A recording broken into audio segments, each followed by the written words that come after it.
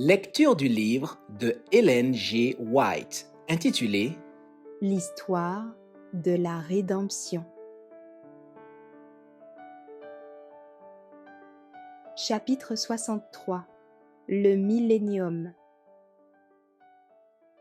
Mon attention fut de nouveau attirée vers la terre. Les méchants avaient été détruits et leur corps gisait à sa surface.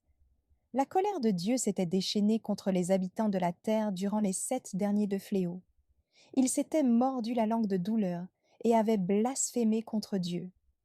Les faux bergers avaient été particulièrement visés par la colère de Dieu. Leurs yeux s'étaient fondus dans leurs orbites et leur langue dans leur bouche pendant qu'ils étaient encore debout. Après que les saints eurent été délivrés, les méchants tournèrent leur rage les uns contre les autres. La terre paraissait inondée de sang et jonchée de cadavres. Elle ressemblait à un affreux désert. Les villes et les villages, détruits par le tremblement de terre, formaient des monceaux de ruines.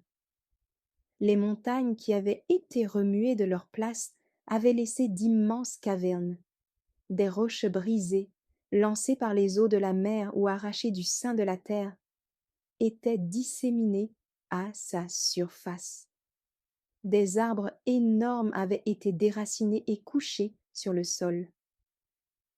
C'est dans cette désolation que devront demeurer Satan et ses anges pendant 1000 ans.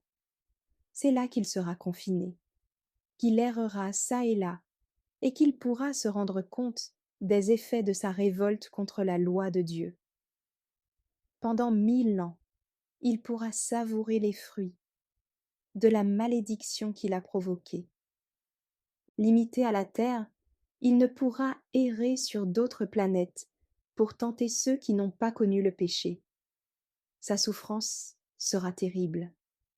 Depuis sa chute, il n'a cessé d'avoir une activité dévorante. Mais alors il sera privé de sa force. Il pourra réfléchir à ce que fut sa conduite depuis sa chute et considérer avec terreur l'avenir qui lui est réservé. Il devra souffrir pour tout le mal dont il s'est rendu coupable et pour tous les péchés qu'il a fait commettre. J'entendis les anges et les rachetés pousser des cris de triomphe. On aurait cru assister à un concert donné par 10 000 instruments de musique. Ils se réjouissaient de ce que Satan ne pourrait plus jamais les contrarier ni les tenter, et aussi parce que les autres mondes n'avaient plus rien à craindre de sa présence ni de ses tentations. Alors je vis des trônes où étaient assis Jésus et les rachetés, car ceux-ci allaient régner comme rois et sacrificateurs.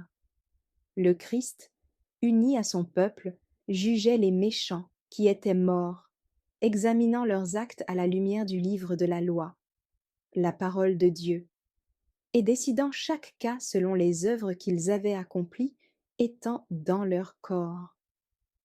Puis, il fixait le temps que les méchants devaient souffrir d'après leurs œuvres. Tout cela était écrit en face de leur nom dans le livre de mort.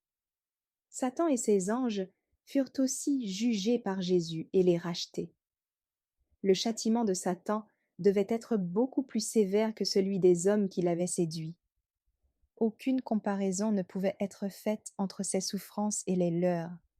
Lorsque tous ceux qu'il a réussi à séduire auront été détruits, Satan devra leur survivre et souffrir beaucoup plus longtemps. Quand le jugement des méchants fut achevé, à la fin des 1000 ans, Jésus quitta la sainte cité. Les rachetés et un cortège d'anges le suivirent. Il descendit sur une haute montagne qui, dès que son pied l'eut touchée, se sépara en deux et devint une immense plaine. Alors nous levâmes les yeux et nous vîmes la grande et merveilleuse cité aux 12 fondements, aux 12 portes, 3 de chaque côté, et un ange devant chacune d'elles. Nous nous écriâmes: La cité, la grande cité, elle descend du ciel d'auprès de Dieu. Elle descendit dans toute sa splendeur, dans toute sa gloire. Elle se posa sur l'immense plaine que Jésus lui avait préparée. Merci d'avoir écouté cette lecture. Si vous avez des questions ou des remarques sur le thème abordé, n'hésitez pas à les partager dans les commentaires et notre équipe ne manquera pas de les considérer. À bientôt sur lereste.org.